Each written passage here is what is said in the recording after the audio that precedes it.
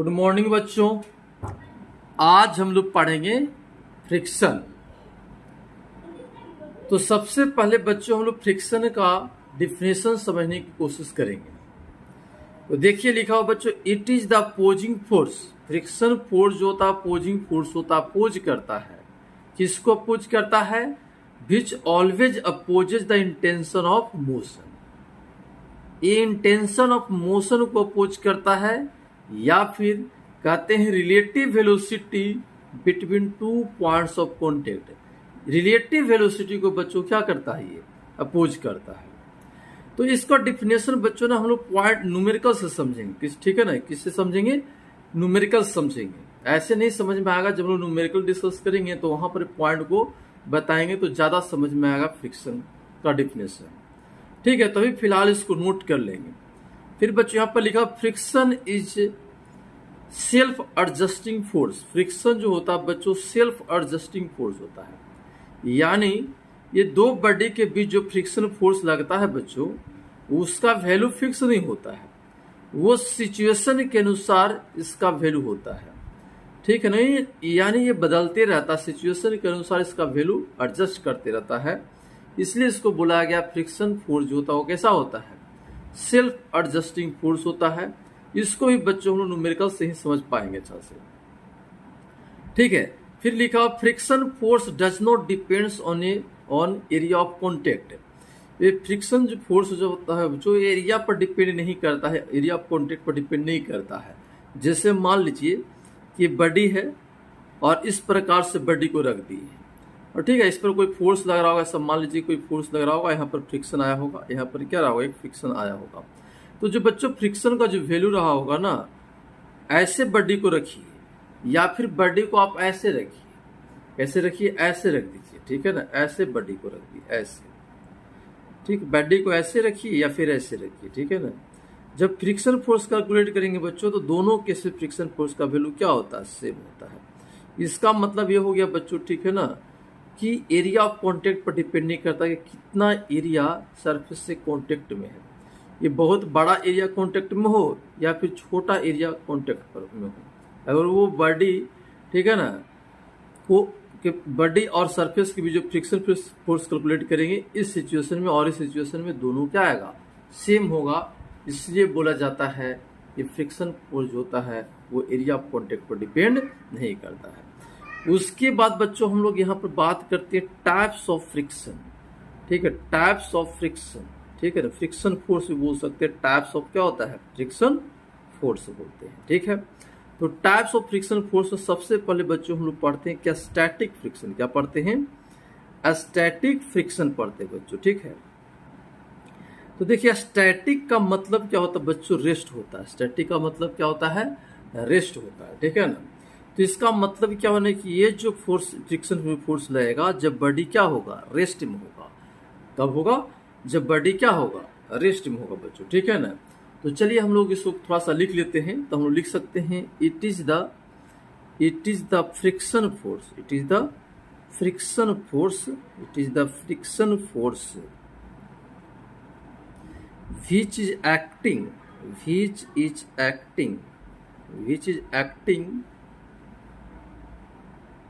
on a body when body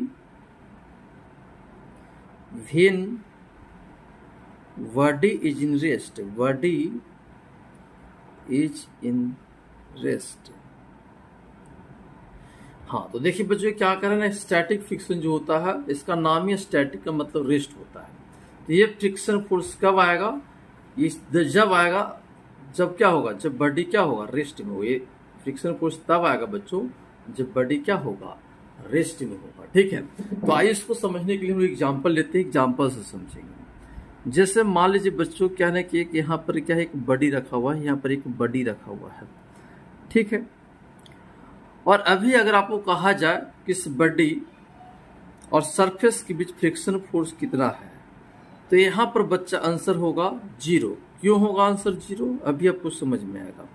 देखिए ये body है जिसका मास m है, तो एक अगर इस बॉडी करेंगे तो इसका mg हो जाएगा नीचे और नॉर्मल फोर्स हो जाएगा ऊपर। और ये बॉडी रेस्ट में है तो आप बोलेंगे कि क्या नॉर्मल फोर्स जो है एम जी को बैलेंस कर रहा है, तो n is equal to m g.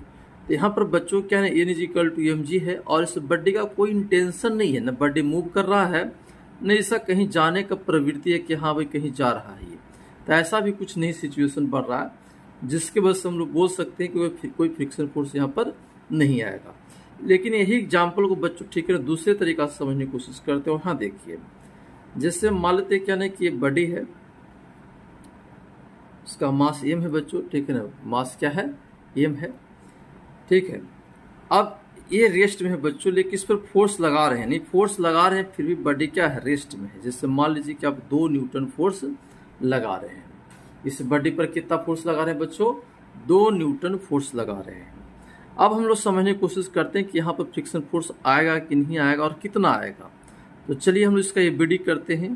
तो ये मास है तो आपका क्या हो जाएगा, एम जी हो जाएगा बच्चों, नीचे हो जाएगा, और नॉर्मल फोर्स आपका क्या हो जाएगा, ऊपर हो जाएगा, और 2 न्यूटन फोर्स आप इधर लगाए हैं, ठीक है। और बॉडी कर रहे हैं क्या है, रेस्ट में है, बॉडी क्या है, रेस्ट में है। नहीं फोर्स लगाते हैं बच्चों तो कभी कभी बॉडी नहीं मूव करता है, आप देखे होंगे, ठीक है। तो ये बॉडी क्या है, रेस्ट में है। तो अगर आप इक्वेशन लिखने की कोशिश करेंगे तो आप n is equal to m g लिख लेंगे, क्योंकि नॉर्मल फोर्स एम जी को बैलेंस कर सकता है। लेकिन ये जो 2 न्यूटन का जो फोर्स है इसको कौन बैलेंस कर रहा है, इस 2 न्यूटन को कौन बैलेंस कर रहा है। तो जब इसको लोग सराउंडिंग में देखे बच्चों, देख रहे हैं कोई एक्सटर्नल फोर्स लग नहीं रहा है, डायरेक्ट दिख नहीं रहा, ठीक है ना। तो हमने सोचा कि नहीं कोई तो इसको अपोजिट डायरेक्शन में एक फोर्स 2 न्यूटन का लगा रहा है, जिसके वजह से बॉडी का क्या है, हॉरिजॉन्टल डायरेक्शन में भी मोशन नहीं है। तो हम लोग यहाँ पर कह सकते हैं कि इसके कॉन्टेक्ट में क्या एक सरफेस है, तो हो सकता है इस सरफेस फोर्स लगाता है, कोई फोर्स लगाता है जिसको अपोज कर रहा होगा 2 न्यूटन को। हाँ बच्चों, तो हाँ बच्चों इसी फोर्स को हम लोग बोलते हैं क्या, यहाँ पर फ्रिक्शन फोर्स, ठीक है ना। तो इधर आपका फ्रिक्शन फोर्स हो जाएगा बच्चों। तो देखिए यहाँ पर फ्रिक्शन फोर्स आ जाएगा, क्योंकि इसका इंटेंशन है आगे जाने का, लेकिन जा नहीं रहा है बच्चों। तो यहाँ पर क्या करेंगे ना कि इसकी इंटेंशन को अपोज करेंगे, जाने का इसका प्रवृत्ति इधर है लेकिन जा नहीं रहा है, इसका मतलब क्या है कि फ्रिक्शन फोर्स इधर लग रहा होगा, ठीक है। और कितना लग रहा होगा बच्चों, ये अगर 2 न्यूटन है तो यहाँ पर फ्रिक्शन फोर्स क्या हो गया, 2 न्यूटन हो गया। यानी अभी सिचुएशन अगर के अनुसार अगर यहाँ पर 2 न्यूटन लगाएंगे तो यहाँ पर भी आपका क्या होगा, 2 ही न्यूटन फोर्स लगेगा। अच्छा ठीक है, अब हम लोग बच्चों क्या इस फोर्स का मैग्नीट्यूड को बढ़ा दिए, मान लेते कि 4 न्यूटन लगा दिए, कितना लगा दिए, 4 न्यूटन फोर्स लगा दिए बच्चों, ठीक है। तो 4 न्यूटन फोर्स लगाए, फिर भी देख रहे हैं कि बॉडी क्या है, रेस्ट में ही है। तो अब हम लोग बोलेंगे ना कि फ्रिक्शन फोर्स जो होगी ना 4 न्यूटन हो गया होगा। कितना हो गया होगा बताओ, 4 न्यूटन बच्चों हो जाएगा। क्यों, क्योंकि जब 4 न्यूटन फोर्स लगा रहे हैं बॉडी नहीं मूव कर रहा है, इसका मतलब 4 न्यूटन अपोजिट डायरेक्शन में कोई फोर्स लगा रहा है, और यही फोर्स को हम लोग फ्रिक्शन फोर्स बोल रहे हैं, जो ये इस सरफेस इस बॉडी पर लगा रहा है। तब इस केस में हम लोग कहें क्या, फ्रिक्शन फोर्स कितना हो गया, 4 न्यूटन, ठीक है। तो हम देख रहे हैं कि जब 2 न्यूटन था, बॉडी रेस्ट में था, तो उससे फ्रिक्शन फोर्स 2 ही न्यूटन था। जब 4 न्यूटन लगाया, बॉडी रेस्ट में है, तब देखिए कि फ्रिक्शन फोर्स क्या होगी, 4 न्यूटन हो गया। और मैग्नीट्यूड को बढ़ाए, मान लेते कि 6 न्यूटन है, अभी भी बॉडी देख रहे हैं कि रेस्ट में है, इसका मतलब फ्रिक्शन फोर्स कितना हो गया, 6 न्यूटन हो गया, ठीक है। तो देख रहे हैं ना बच्चों, आप ये देख रहे हैं ना कि जब 2 लगा रहे हैं तो 2 न्यूटन हो रहा है, 4 न्यूटन लगा रहे हैं तो 4 न्यूटन हो रहा है, 6 न्यूटन लगा रहे हैं तो 6 न्यूटन हो रहा है। यानी इस फ्रिक्शन फोर्स क्या कर रहा है, एडजस्ट कर रहा है, ठीक है। सिचुएशन के अनुसार फ्रिक्शन फोर्स का वैल्यू एडजस्ट हो रही है। लेकिन मान लेते हैं कि यानी कि 6 न्यूटन प्लस, जैसे ही प्लस फोर्स लगाए, 6 न्यूटन से ज़्यादा बॉडी पर फोर्स लगाए, ठीक है ना, तो ये बॉडी जो है बच्चों क्या ना, ये मोशन में आ गया, किसी में आ गया, मोशन में है, ठीक है। लेकिन उसके पहले 6 न्यूटन तक बॉडी क्या था, रेस्ट में था, और हम लोग देख रहे थे कि जितना अप्लाइड फोर्स हो रहा था ना उतना ही फ्रिक्शन फोर्स था। तो हम लोग कह सकते हैं कि जब बॉडी रेस्ट में होता है ना सर, जब बॉडी क्या होता है, रेस्ट में होता है, ठीक है ना, बॉडी क्या होता है बच्चों, रेस्ट में होता है, तो उस केस में क्या होता है ना कि अप्लाइड फोर्स के बराबर क्या होता है, फ्रिक्शन फोर्स हो जाता है, ठीक है ना। जब रेस्ट में है इसका मतलब एक्सेलरेशन क्या है, 0 में है। यानी आप एक्सेलरेशन बोलिए कि एक्सेलरेशन अगर 0 होगा तो उस केस में फ्रिक्शन फोर्स अप्लाइड फोर्स के बराबर होगा। या फिर ऐसे आप इक्वेशन लिख सकते हैं, f minus small f m is equal to mass into acceleration. यहाँ पर स्मॉल एम जो हो जाएगा बच्चों कैपिटल एफ के बराबर हो जाएगा। यानी आप यहाँ पर लिखेंगे क्या, ये फ्रिक्शन जो फोर्स होगा बच्चों क्या होगा, फ्रिक्शन जो फोर्स होगा वो किसके बराबर हो जाएगा, अप्लाइड फोर्स के बराबर हो जाएगा। किसके बराबर हो जाएगा? अप्लाइड फोर्स के बराबर हो जाएगा बच्चों। ठीक है, तो हम इतना समझते हैं कि इतना जो बात बोले आपको समझ में आ रहा होगा। यानी हम लोग यहाँ पर देख रहे हैं बच्चों, ठीक है ना, कि जब बॉडी रेस्ट में होता है, जब बॉडी क्या होता है? रेस्ट में होता है, तो उस समय जो फ्रिक्शन आता है उसको स्टैटिक फ्रिक्शन बोलते हैं। और उस केस में देख रहे हैं क्या ना, कि अप्लाइड फोर्स जो होता है, यानी फ्रिक्शन जो फोर्स होता है वो अप्लाइड फोर्स के बराबर होता है। ठीक है बच्चों, अब देखिए इसको आगे बढ़ाते हैं। ठीक है, चलिए अब हम इसको देखते हैं बच्चों। ठीक है ना, अब हम लोग यहाँ पर कहें क्या ना, कि देखिए हम लोग अभी बात कर रहे थे, अभी बात इसमें प्रॉब्लम में की क्या, कि 6 न्यूटन से प्लस फोर्स लगाएंगे, ज़्यादा लगाएंगे तो बॉडी मूव करने लगेगा। ठीक है, तो ये जो मैक्सिमम जो बच्चों है ना, मैक्सिमम स्टैटिक फ्रिक्शन इसको बोल सकते हैं, जहाँ तक बॉडी क्या कर रहा है, बॉडी पे फोर्स लगा रहे हैं तो बॉडी क्या है? रेस्ट में है। और इससे जब ज़्यादा फोर्स लगा रहे हैं तो बॉडी क्या कर रहा है? मूव कर रहा है। तो इस फ्रिक्शन फोर्स को हम लोग बोलते हैं, इसको बोलते हैं लिमिटिंग फ्रिक्शन। क्या बोलते हैं? Limiting friction. इसी पॉइंट को यहाँ पर लिखेंगे बच्चों। ठीक है, द मैक्सिमम, क्या लिखेंगे? The maximum. ठीक है, क्या लिखेंगे बच्चों? The maximum static friction, the maximum static friction, maximum static friction is called limiting friction, is called limiting friction। इसको क्या बोलेंगे बच्चों? लिमिटिंग फ्रिक्शन बोलेंगे। ठीक है, लिमिटिंग फ्रिक्शन, मैक्सिमम जो स्टैटिक फ्रिक्शन होगा उसको हम लोग बोलेंगे क्या? Limiting friction. ठीक है, और अगर लिमिटिंग फ्रिक्शन से बॉडी पर ज़्यादा फोर्स लगा देंगे आप, तो बॉडी क्या करने लगेगा? मूव करने लगेगा बच्चों। ठीक है, तो ये जो लिमिटिंग फ्रिक्शन का जो वैल्यू होता है ना बच्चों, ठीक है, लिमिटिंग इसका फॉर्मूला होता है। तो एक हम लोग कहते हैं कि लिमिटिंग फ्रिक्शन जो होगा ना, लिमिटिंग फ्रिक्शन जो होता है वो डायरेक्टली प्रोपोर्शनल होता है बच्चों नॉर्मल रिएक्शन का। लिमिटिंग फ्रिक्शन जो होता है ना, नॉर्मल रिएक्शन के डायरेक्टली प्रोपोर्शनल होता है। और जब प्रोपोर्शनल हटेगा बच्चों तो एक कॉन्स्टेंट आएगा, इसको नाम देंगे म्यू एस इंटू एन। क्या नाम देंगे? म्यू एस इंटू एन बोल देंगे। और म्यू एस को बोलेंगे कोफिशिएंट ऑफ स्टैटिक फ्रिक्शन। क्या बोलेंगे?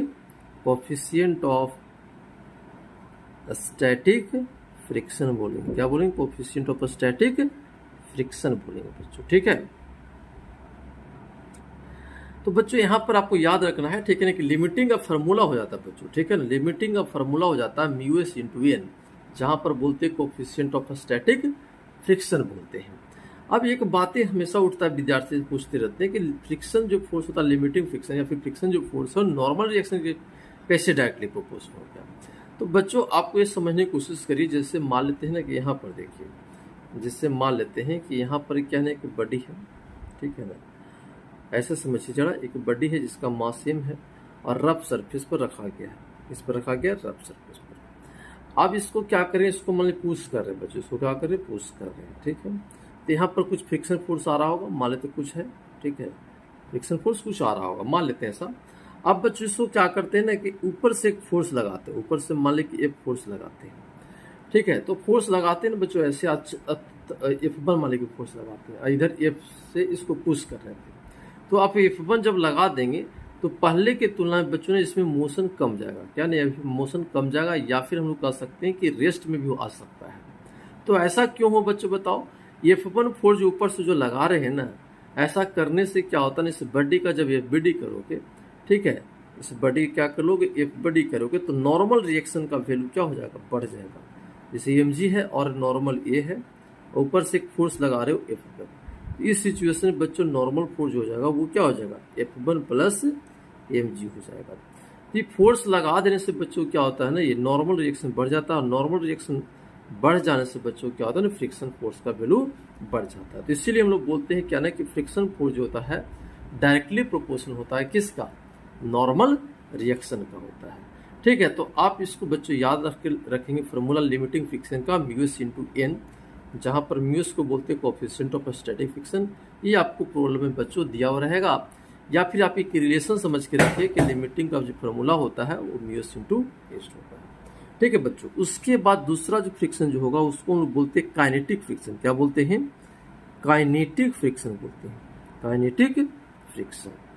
तो ये काइनेटिक फ्रिक्शन कब आएगा बच्चों बताओ? जब बॉडी क्या आएगा? मोशन में आएगा। जब बॉडी क्या आएगा? मोशन में आता है, तो वैसे फ्रिक्शन को हम लोग बोलते हैं काइनेटिक फ्रिक्शन बोलते हैं। तो ये कब आएगा बच्चों बताओ? जैसे देखो हम लोग अभी बात किए थे कि क्या कि लिमिटिंग से अगर ज़्यादा फोर्स अप्लाइड फोर्स हो जाएगा तो उस केस में बच्चों क्या होगा? बॉडी मूव करने लगेगा। ठीक है, मान लीजिए ये फोर्स है यहाँ पर लगा रहे हैं और ये फोर्स जो है ना बच्चों आपका क्या हो जाएगा? लिमिटिंग से ज़्यादा होगा तो बॉडी क्या करने लगेगा? मोशन में आ जाएगा। तो उस समय जो फ्रिक्शन फोर्स होगा उस समय हम लोग बोलते हैं काइनेटिक फ्रिक्शन बोलते हैं। और काइनेटिक फ्रिक्शन का भी बच्चा क्या होता है ना, फार्मूला होता है उसी प्रकार से इसे लिमिटिंग का निकाले हैं। तो काइनेटिक फ्रिक्शन डायरेक्टली प्रोपोर्शनल इन के बराबर होता है। तो एफ के इज इक्वल टू हम लिख सकते हैं म्यू के इंटू एन। तो हम लोग यहाँ पर बोलेंगे बच्चों, ठीक है ना, कि म्यू को क्या बोलोगे? म्यू के को बोलेंगे बच्चों हम लोग कोफिशिएंट ऑफ, क्या बोलेंगे? Coefficient of kinetic friction. Coefficient of क्या बोलेंगे? Kinetic friction. ठीक है, तो ये कब लगेगा बच्चों बताओ काइनेटिक फ्रिक्शन? जब बॉडी पर अप्लाइड फोर्स जो लगा रहे हो, ठीक है ना, लिमिटिंग से ज़्यादा लगाओगे तो बॉडी मूव करने लगेगा और उस समय जो फ्रिक्शन आ जाएगा वो काइनेटिक फ्रिक्शन आ जाएगा। और उसका फॉर्मूला होगा एफ के इज इक्वल टू म्यू के इंटू एन होगा। ठीक है बच्चों, तो यहाँ पर देखिए क्या एक ही सिचुएशन में आप लिमिटिंग लगाओगे तो म्यू एस इंटू एन लिखोगे और जब काइनेटिक निकालने की कोशिश करोगे तो म्यू के इंटू एन होगा। ठीक है बच्चों, अब यहाँ पर प्रैक्टिकली देखा गया है, प्रैक्टिकली, ठीक है ना, प्रैक्टिकली ये देखा गया बच्चों, ठीक है ना, कि म्यू एस का जो वैल्यू होता है ना, म्यू एस का जो वैल्यू होता है वो ग्रेटर देन होता है क्या? म्यू के से। क्या होता है? म्यू एस का जो वैल्यू होता है बच्चों म्यू के से क्या होता है? ज़्यादा होता है। अगर ये ज़्यादा होता है तो दोनों तरफ तुम एन से मल्टीप्लाई कर लो तो mu s into n greater than हो जाएगा म्यू के इंटू एन। ठीक है, और म्यू एस इंटू एन को बोल रहे हैं बच्चों लिमिटिंग, तो हम लोग बोलेंगे F limiting greater than F kinetic. ठीक है ना, यानी लिमिटिंग का वैल्यू बच्चों हमेशा क्या होगा ना, काइनेटिक से क्या होगा? आपको ज़्यादा ही देखने के लिए मिलेगा। ठीक है, और अगर प्रॉब्लम में बच्चों, ठीक है ना, म्यू एस से ये म्यू एस और म्यू के का वैल्यू सेम लिया गया है, यानी एक ही म्यू अगर न्यूमेरिकल्स में दिया गया बच्चों तो उस केस में लिमिटिंग का वैल्यू भी सेम लेंगे और काइनेटिक का वैल्यू भी क्या लेंगे? सेम लेंगे और उसका वैल्यू हो जाएगा म्यू इंटू एन। तो पहले थ्योरी को बच्चों अच्छा से नोट करिए, हम क्वेश्चन करेंगे, ठीक है ना, तो ये बातें ज़्यादा समझ में आएगा। तो एक बच्चों एकदम बेसिक प्रॉब्लम लेते बच्चों, एक बेसिक प्रॉब्लम लेते हैं और इससे समझने की कोशिश करते हैं बच्चों, ठीक है ना।